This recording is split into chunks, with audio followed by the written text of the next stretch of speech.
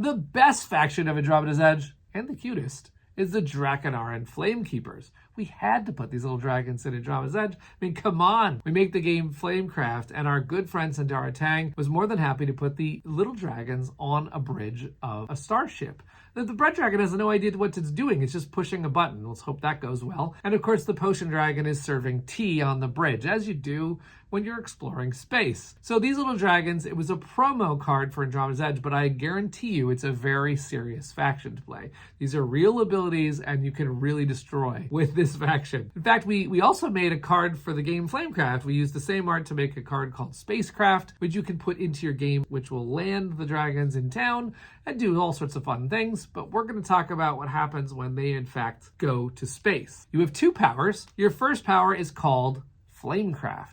Fittingly, every time you build a development, so you can build an observatory or a factory, a giant obelisk, a spaceport, or a city, you get a credit. And whenever you buy a module, be it science or industry, commerce or civ, you get a credit.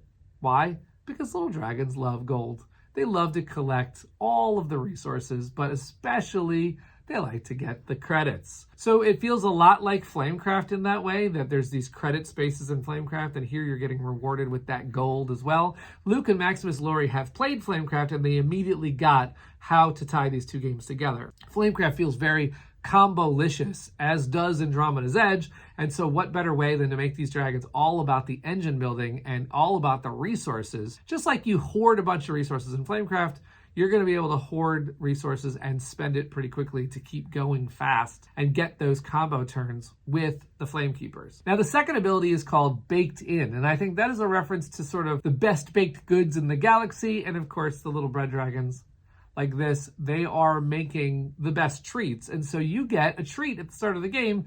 You get to pick a module of your choice. You're not picking anyone off the table, but you're drawing off the science deck, the industry deck, the commerce deck, and the civ deck. And you get to look at all those modules and decide, ooh, which one of these am I going to take? And that's a huge start for the dragons. You basically, if you pick a industry one, you could shoot up towards a ship upgrade.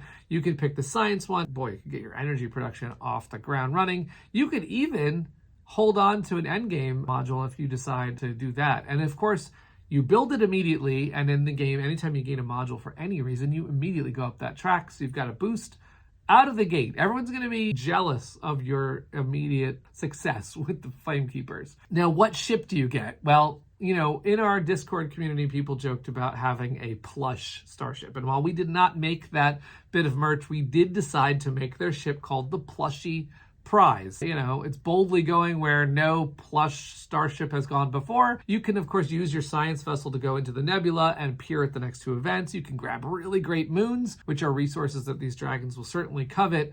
But in addition to that, it has the ability called Friendly. You wouldn't want to shoot at a dragon, a cute little artisan dragon, would you? And the raiders are going to get fooled by this because you have the ability that during a launch with the PLUSHYPRISE, the raiders do not strike, which is fantastic flexibility. If you want to sneak into the Maximus field and there's an ion storm right there, you can get through that.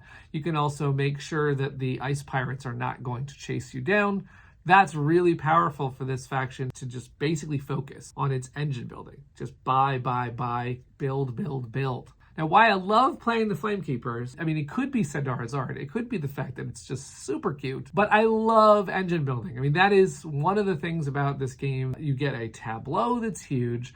You get to activate the strongest parts of the game, which is the developing and the building of modules. And you get very creative engines with this faction because they're getting credits every time they play the game that you already want to play. So the Flamekeepers are an absolute delight. You should have a great possibility with a massive engine to destroy and look really cute doing it. No one wants to shoot you, and no one wants to fault you for being that good at crafting the best engine.